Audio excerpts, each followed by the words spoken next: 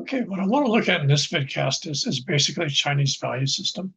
A lot of this is going to be somewhat repetitious in that I've gone over sort of in other aspects, especially in the one podcast, the vidcast before. So a lot of it's not going to be totally new, but I want to go over it again just to sort of, put it in a package and also simply to reinforce how important it is. The Chinese value system has very little in common with the American value system. What makes it really confusing is superficially there are some similarities. This idea of the goal of success, for example, makes Chinese look like hyper ambitious Americans. But the reality is why they're doing things, what they're doing things for, and how they're going to get there are in many cases entirely different. So what you have is this like one thing looks the same, but everything it's wrapped around is different. So um, a lot of this becomes codified in what's usually called Confucianism.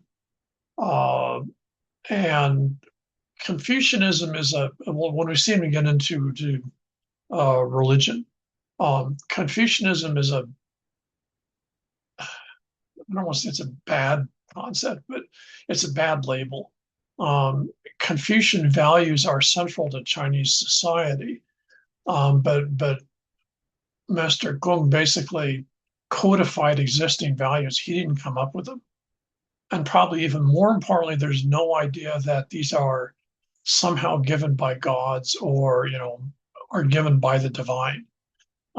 Chinese values are social values and they're people values. They're not divinely inspired or divinely ordained values. So they're not like the Ten Commandments or the Old Testament or what you're going to get in the Quran. They're not tied to a divine. The one thing that Master Kung was adamant about is that people function in a world of other people, and so and this is that wasn't him thinking of that. That was just him basically writing up something that everyone else already understood. So one of these values, and again, these values are in many cases the values that are used to score or judge people. So again, remember, you've got to constantly remember when you're dealing with Chinese that the Chinese live in a world that is defined by social evaluation. This idea of gossip. This is actually, in some ways, and now that I think about it, you could argue this is actually similar to what Americans are finding themselves in with the idea of the power of social media, which is the first time that Americans have probably ever been in a situation, as a society, where you get evaluated by people you don't know, people you've never met, and yet they have an ability to make and break and destroy or build your world in a rather arbitrary and facetious fashion, very casually. And this is a world that the Chinese have always lived in. I don't know that Chinese are dealing with social media any better, but I do know from my limited experience that Chinese social media tends to function different than its American counterpart. And I think in some ways Chinese are probably at least conceptually better prepared to deal with, what Americans would see as modern, contemporary social media than I would argue Americans are. The American system, value system, really never was set up to deal with the idea of the power of strangers to shape who you are and how you're seen arbitrarily versus on a set of scorecards like, Ten Commandments or some other list of, appropriate social moral rules of behavior.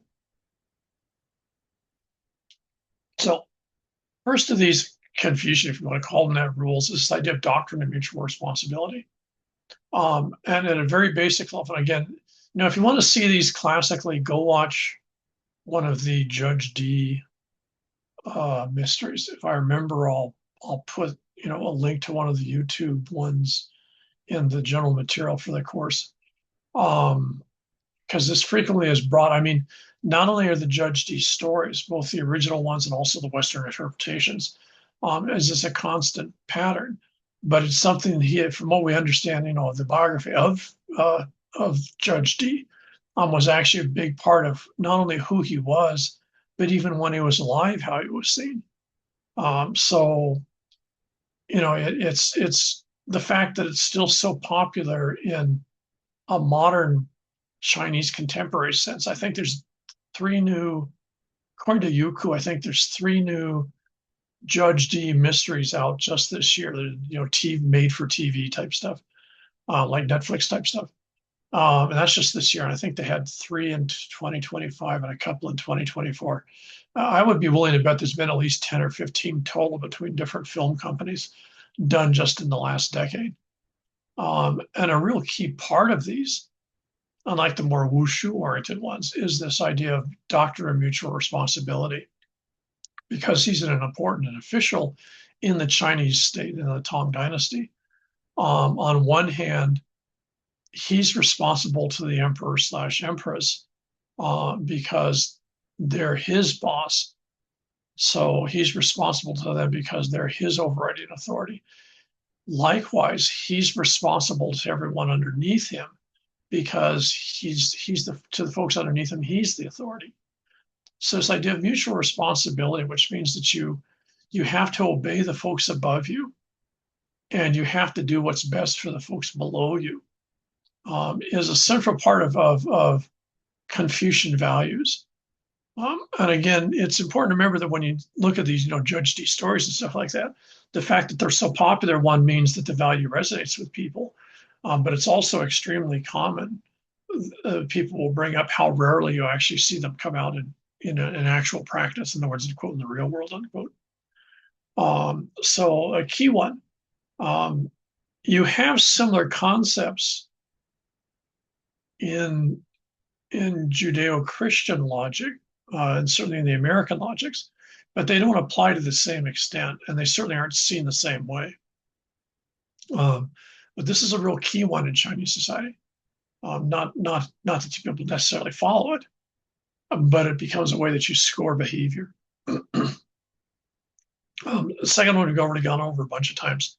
The extended family is your identity group. The folks of your last name are the folks who you identify with. And that's how everyone identifies you, is by your last name and the folks that are part of that package. You as an individual are not, you're a part of that totality. And you're seen as an important piece of it, but you're not seen as autonomous from it or exclusive. So, again, hugely different than the American system, maybe not quite a total opposite, but close to it. And again, if you're familiar with the traditional Hawaiian society, this would be, it's the same thing. Hawaiians really didn't, traditional Hawaiian society really didn't have a doctrine of mutual responsibility. It did to a certain extent, but at least in the monarchy period, boy, you sure don't see a lot of it. Anyways, third, the importance of relational self-identity versus individual self-identity. So we're going to go off on one of those anthropology tangents. I would argue that American society spends enormous time and effort on the idea of individual self-identity. We have a really good counseling program in Chaminade, and I'd say 95% of what they do is to help individuals, come to grips with who they are. That program would, if you had that program in Xi'an, which has, I think 12 million people now, you'd probably have one university training the students, say the number of students that we've got, and a lot of them would have a hard time finding work. The reason being is people could not understand why you would go to a counselor to talk about, one, that's family stuff to someone who isn't family. And secondly, why anyone, even your family, has any interest in what you think of yourself. In Asian societies, and again, throughout Asian societies, relational self-identity is key. So rather than who I am defining me, this idea of the individual self. So, you put up you post your own image on Facebook, you have your own TikTok and Instagram pages and all this stuff like that. And they define who you are. And you can spend enormous amounts of time and effort doing that. And I can almost guarantee, in the group of people listening to this, if you're under 30, you spend an enormous amount of your time and effort grooming and setting up your identity that you will portray to the rest of the world. And that's you as an individual. It's not you as a group. The Asian system is based on relational self-identity. So people define themselves by the relationships of those around them who they see themselves identified with. So it's again this idea of a network, not quite a spider's web, but certainly a net of social relationships versus the idea of the autonomous single self. This is a classic way to get someone really pissed off in China. And I would never imagine being dumb enough to do this unless everyone was really, really drunk, would be to call someone selfish. People would go off like a stick of dynamite because that's totally unacceptable. Now you can in American society you can tell someone lots of selfish thing to do, and they might get a little offended by it, but they're not going to completely lose it because in many cases it's probably true. So self-identity based by and for the individual versus self-identity based on the group that you're a part of is an enormous difference in the way that these two societies function. So you always have to remember when you're dealing with someone who's Chinese, is on one hand, they're there as an individual. Chinese are very individualistic in many ways. But you have to remember that what's grounding that is a sense of groupness that argue that Americans don't have. And I expect in many cases probably miss, which is why I have such a successful counseling psych program, Shaman. Social system, as I mentioned before, is very structured and it's very strict. There's not, it doesn't matter how good you are at something. If you're second or third in the family, you're always going to be that comes first. Your genealogical position in the family and the gender that you are define, pretty much everything. In people's individual net worth, how successful they've been in the family business, that people understand that and they accept it and they admire it, but it doesn't change your position in the system. I mentioned before this idea that individuals contribute to the family survival and success. In many cases, you subsume what you want as an individual to what the family needs. And that's expected. And everyone in the family is seen as having the same onus, the same responsibility. Having said that, if you can contribute best to the family survival or success by doing something unique and different and individualistic, then the family's going to be all supportive of it. So it's not that you can't do things that are unique to you. It's just always couched with this idea of the relational others. I mentioned last time, scholarship and being a scholar is a goal unto itself. And that goes back to what I was just mentioning before. So, if you're very good in mathematics, for example, then you might end up with your doctorate in mathematics and become, specialist in, quantum physics or something like that. And the family would gain enormous prestige and status by that. So even though the family really wanted you to be an accountant, if your skills and aptitude lie somewhere else and you're better at that, then you might actually ignore the family in the short term, because down in the long term, you're going to actually give the family more back by virtue of making that choice. So that's actually a good example of how you can be individualistic in Chinese society and yet be group oriented. You're not doing it for yourself, you're doing it for the family. You can best contribute to the family by doing X, even if the family would rather that you did Y. I know, for example, a friend of the family, the family told him you have to be a lawyer because he's the second son. And he did. He became a lawyer. Got his Hawaii bar certificate, never has practiced law in Hawaii. The family can say he's a lawyer, so he checked that box off for the family. He's actually become a fairly successful businessman. But that's not how he's identified. He's still identified as a lawyer. So on one hand, he did what he wanted to do. On the other hand, he did what the family needed. And both have contributed to the family success. So what happens is what's missing here is, if you notice, is the idea of being wealthy. Wealthy as I mentioned last time, wealth is seen as a temporary phenomena.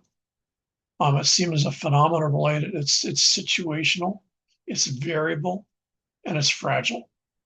So wealth is only seen as being useful as a means to acquire something else. You can use wealth to acquire prestige and status. Usually, what you're going to do is wealth is used to acquire property. Since the Chinese set great store in having private land ownership, which is especially true here, for example, Chinese in Hawaii. And so what you do is you convert money.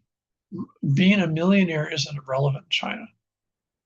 Doing something with your money is relevant, which is one reason why Chinese are actually very reticent. I don't even know what most of my relatives, in fact, I have really no idea what the family's worth. I know some of them are worth quite a bit, but I have no idea. And if I were to ask them, they wouldn't tell me. It's none of my business. The family, in a vague way, sort of knows how much the family as a total is worth. But it would, in most cases, it really wouldn't dawn on them to actually even assess what they're worth as an individual. Um, what they are very adamant on is their success as an individual has helped the family. Very different than the American goal of, I want to be a millionaire by the time I'm 30 or something like that. They're constantly going around talking about how much money you're worth. Chinese just don't understand that at all. And I agree with them. I think it's a silly concept at best. Um, Military, in many societies, being in a military system, being a general or being in charge of the military or something like that is important. Again, Chinese see that as very temporary. In a cynical way, I think they think that's temporary because you're able to die. But they also see it as being temporary because being in the military in the Chinese system means you're able to control the bureaucracy. And so even if you're successful, and Chinese history is replete with examples of this, being a successful general in many cases just makes you a target for bureaucrats. So being in the military is not seen as status and prestige, unlike traditionally in Europe it was. Um, so what this also then ties us is the one other aspect. Well, the two are related. You become a scholar, and by virtue of being well educated, you take the civil service exams and you become a bureaucrat. So being educated and being a bureaucrat are nearly synonymous. Now, having said that, in Chinese history, in fact, even in contemporary China now, you'll find folks that are very successful in scholarly pursuits won't go into bureaucracy. In fact, the guys that I work with at Northwest University, some of the best archaeologists there, adamantly won't have anything to do with the Communist Party. It's not that they're anti-Communist Party. It's just that makes them into a bureaucrat, and they're not. They see themselves as field archaeologists. So being a scholar is not the same as being a bureaucrat. Having said that, bureaucrats come only from scholars. They don't come from the military. You don't buy your way into the bureaucracy. So therefore, family success is defined by those two packages of people that are intertwined, I guess, for lack of a better term. Um, Traditionally in Chinese society, the Communist Party has tried to change this, but the interesting thing is what I notice is how rarely you find the kids of important Communist Party members ending up in positions of authority. It pretty much fades out with that person. This is in contrast, for example, to the Russian political system, which is very much European, based in the idea of heritage, where you find that folks that are from powerful families almost invariably inherited that power themselves. Very typical in Europe, and that includes Russia. But certainly when Russia was the Soviet Union, so you had the Russian Communist Party, the Soviet, as what you find is that the kids would take over the jobs of their parents. The kids would get promoted because they had the same last name as their parent. Chinese system doesn't work that way. In a sort of odd spin of individualism, in the Chinese system, you become successful on your own set of skills. Traditionally, Chinese societal titles, including your position in the bureaucracy, were yours. They weren't inherited. So if you were the, Duke of Western, Gansu province, which meant you were the governor of that particular region, your son is only going to get into a position of authority by virtue, passing the exams. He's not going to be able to say, well, my dad's, so and so, so I should be so and so too. People would just look like him and dropped on his head. So you don't have an equivalent to the European system where elitism is inherited and power is inherited with that elitism. Chinese society tradition, and in large part even still today, is temporary. It's generation specific. Um, and Chinese are not impressed. They're totally not impressed with someone saying, "Well, my dad is so and so." You know, because the first thing people are going to, when that comes out of your mouth, the first thing they're thinking, "Well, that must mean you're not anything if you have to depend on your dad." Um, so there's no equivalent to the European. I would argue largely now the American system is certainly something you see a lot discussing the American political system is, you know, the sons or daughters of so and so should be somebody just because they're the sons and daughters of so and so. That's Chinese. Just look at that. They just sort of like shake their heads. Um, in other areas, for example, Korean side, especially North Korean side, you find that it isn't. It's very much inherited. It's like the European, which is interesting because traditionally in Korean society has always been very big on inherited power and authority. So that's why they're not Chinese. You know, it's a different society. Um, One thing that I think really confuses folks, and again, I see this a lot in Hong Kong because I spent more time there, but also because since Hong Kong was part of the British Empire until the 1980s, is you had this sort of this British overlay of the British value system. They didn't see Hong Kong as being, Hong Kong wasn't part of England, but Hong Kong, at least in some part, was seen as being sort of semi-British. Um, and so there was this sort of weird overlay of idea of inheritance and all stuff like that. What you find is that, in fact, this isn't unlike, you do see this a lot in Europe, kind of think of it, this very strong double standard in terms of morality, um, that what's acceptable for men to do is in many cases totally unacceptable for women to do. Now, what you find in Chinese society is again with this idea that women being like men in some cases, is that in Chinese society, it's very, very common for, as long as women don't make it visible, people aren't going to give a squat if they do it. So, for example, if a wife passes away, the husband's expected to remarry. Again, the Chinese system sort of makes sense because women are always sort of plugged in anyways. They're outsiders coming in. So you need someone to take care of the kids. So you just, basically bring in some new lady to take care of the kids. In Chinese society, again, since women end up in men's families, it sort of makes sense that it would not be acceptable for widows to remarry, because then there would be a huge amount of confusion about, where their loyalties lie now. Probably most striking is the idea of mistresses. In Chinese society, it's certainly true in Hong Kong. In fact, it's true in Hawaii with the, wealthy elites from Hong Kong that live in Hawaii, largely in Kahala. They have mistresses. Mistresses are not only accepted or tolerated, but they're accepted. And in fact, to a certain extent, if you're worth over a certain amount of money or you have more than a certain amount of power, you're expected to have a mistress. Now, traditionally, this would have been called concubine. So men are not expected to be monogamous. Successful men are almost expected to not be monogamous. Women, on the other hand, it's demanded that they're monogamous because they're the ones that rear the kids emotionally in every way.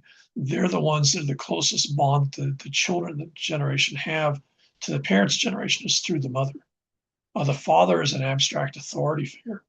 So, whether he's with their mom or whether he's with some other lady, it's not really a hugely big deal. And most of my folks that I know that are successful, though actually I don't see too much in this generation, but certainly in their parents' generation, infidelity was expected, especially again in Hong Kong. If you're worth over a certain amount of money, just like having a nice car, you have a mistress. It's part of the expected consumption pattern, I should say. And this is not, it's extremely common in Europe also. French society, for all that they're Catholic and everything else, it's very much normative for the wealthy, and in England too. So male infidelity is tolerated at a minimum. Now, the interesting thing is this has to do with the stereotype that I mentioned, I think, a couple of presentations ago, that women are seen as weak. Men are kids that never really grow up. So just like teenagers want to have partners, and to a certain extent, there's a stereotype: the more partners, the better. Men never grow out of that. So men will always be lured by sex. Men will always be lured by beautiful women. And the side effect of this is women are always smarter than men. Women are more clever, more manipulative than men. So women can always manipulate men to do stupid stuff. Now, if you go back and you flash, remember that statue I showed you of Lady Young? That's a quintessential example of it. It's the emperor that's in charge. He's the guy with all the power and authority. He's the one who's not being, you know, responsible to his wife, wives, if you want to think in this case, and ends up being led around by his, by, what organ, by this lady, to the extent that the empire almost collapses. That's that's guys. Guys are fallible. Guys do dumb stuff like that. Women, I don't know if you want to say women are expected to be better than that, but since women are seen as being innately smarter and more together with it and stuff like that, women can manipulate men, but it's very difficult for men to successfully manipulate women.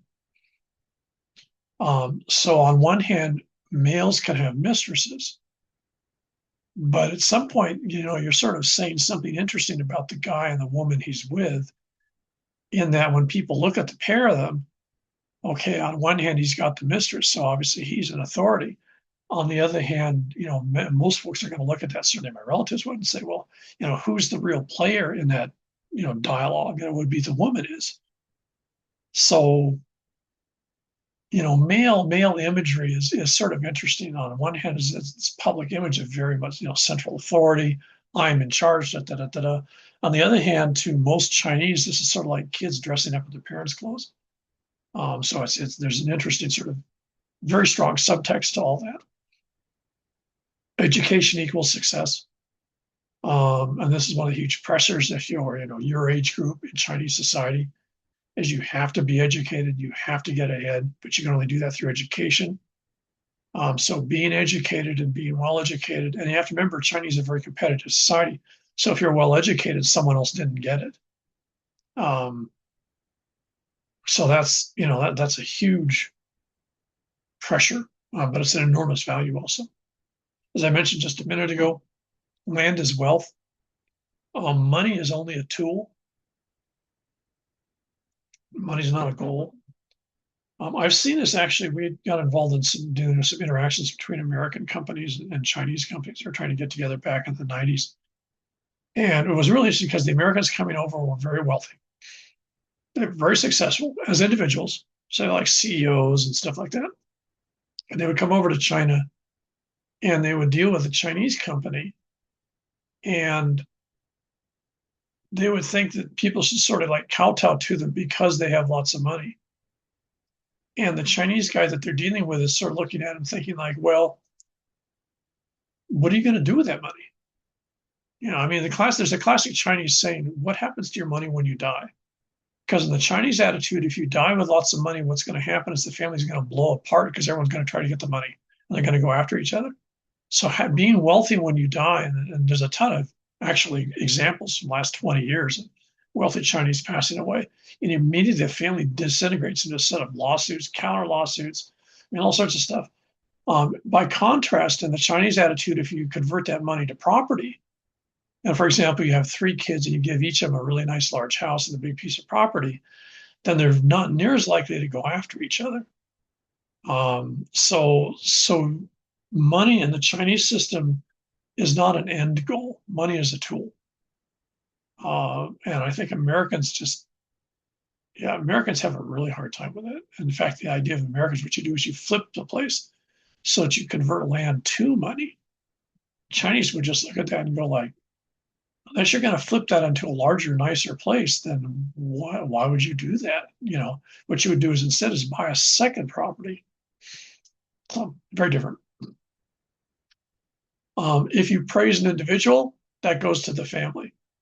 You see this, the classic example is I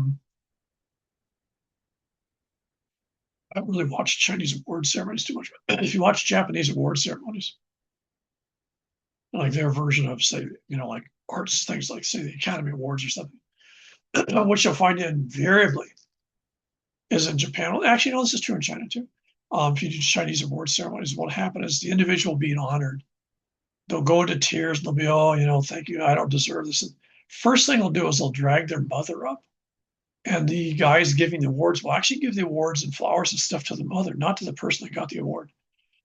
Because in the Asian system, if you're successful, that's because you were brought up well. And that credit goes to your mom.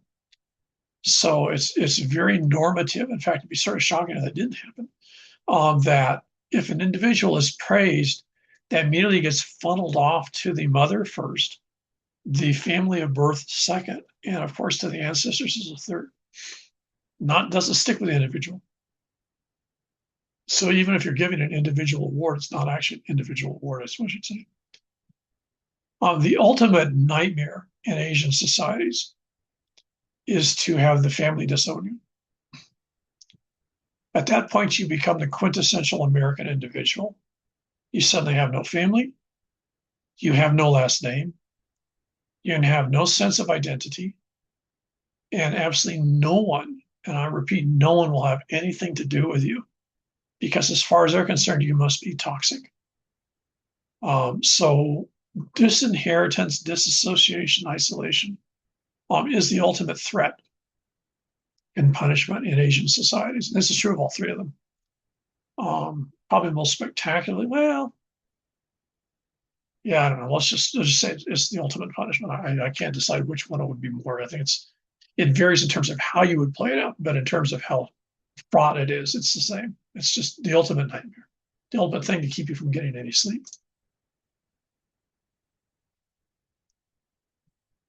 Now, what you find is, given the difference between male and female roles and perceptions of men and women in general, is that being a good guy has very different qualities to it in many ways than being a good woman. For men, it's real straightforward, and you still see this. If you ever interact with Chinese, even here, who are even vaguely traditional Chinese, you'll find that this is certainly the way they both identify themselves and also how they basically score or judge others. First is this filial piety, that you obey the senior members of the family, respect and give authority, do as you're told. If the family needs something, you just hop to it right away. The idea that you're always close to your family, that you always help out your family. And in a larger sense, the group of people the family lives around, in other words, the village or whatever it might be, here in Hawaii would be the neighborhood, that you're supposed to spend time and effort to help that group out. Not so much whether you care as an individual, but again, it makes the clan or family look good, that the family cares about where they live and the people who live in that area. So again, this idea of family first. These are the three sort of main rating points for a guy being a good guy. Notice how being successful isn't really up there. Notice how being wealthy is totally not up there. For women, it's, again, filial piety. Now, this plays out for women in two different ways.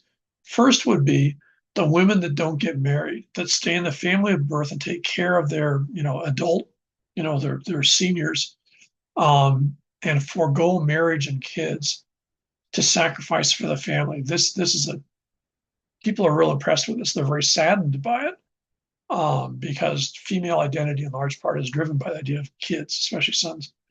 But the idea that you have women that would be willing to sacrifice for the family so extensively makes the family look sort of good.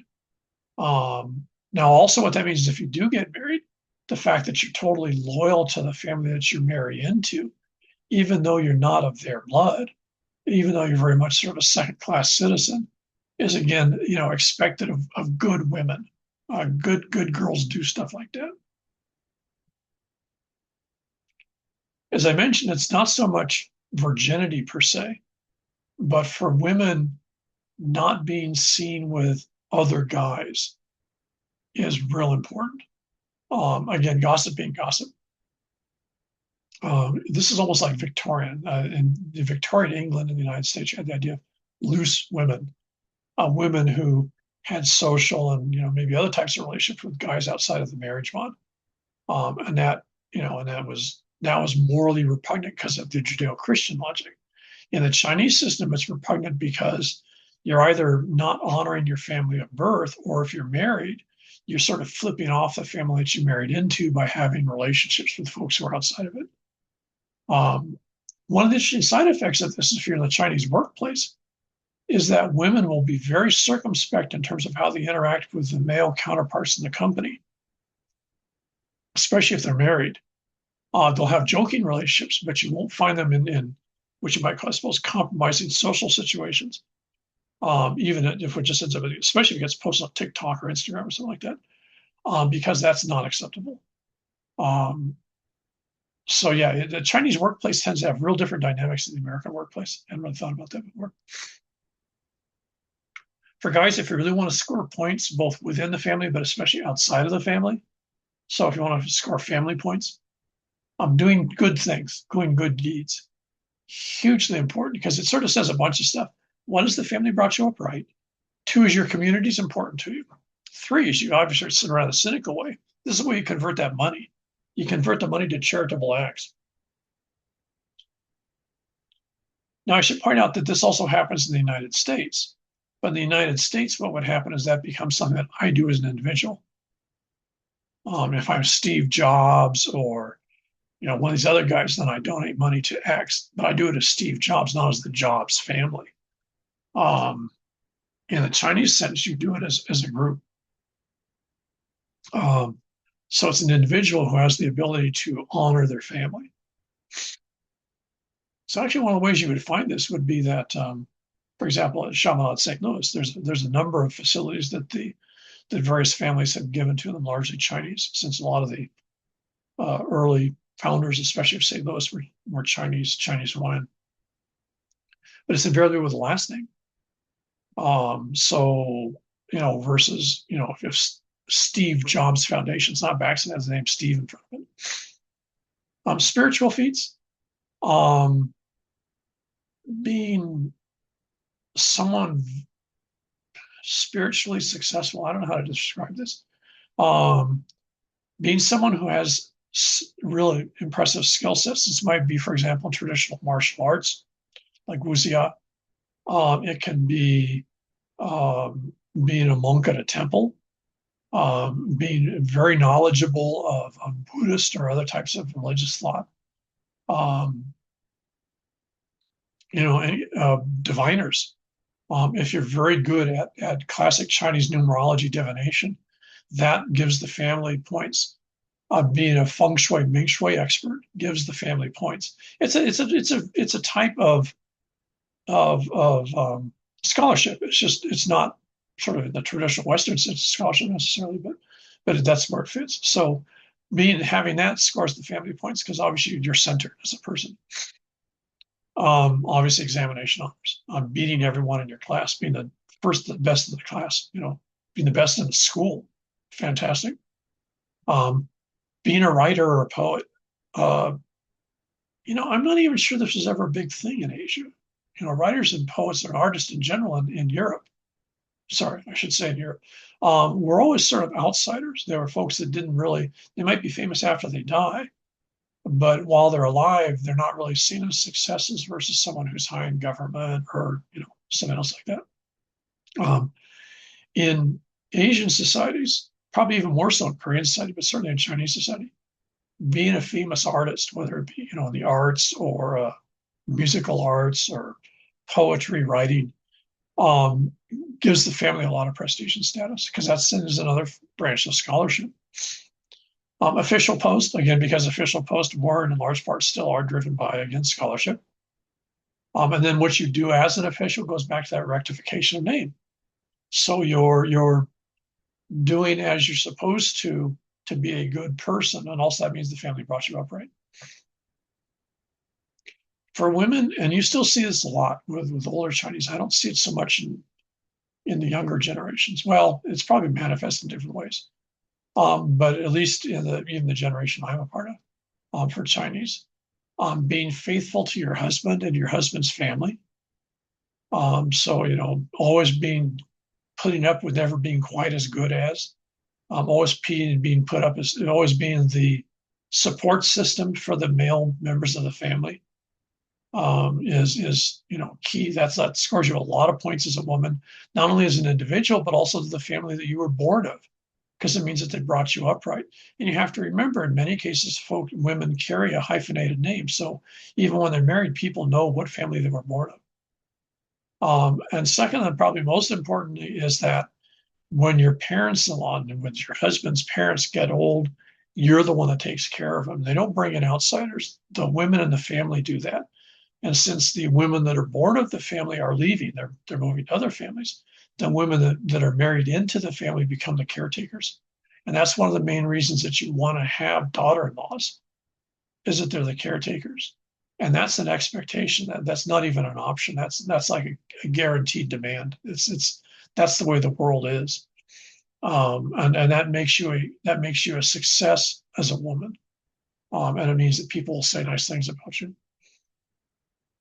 Again, as I mentioned a bunch of times, owning a company, building a company, making lots of money, people could care.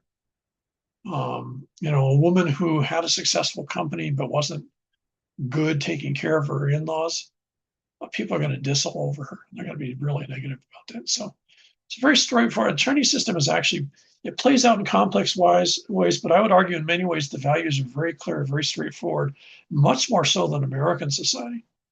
And I would argue in part this might be because they're not tied to the divine. They're not tied to religion. They're social values, as Confucius pointed out, over 2,000 years ago.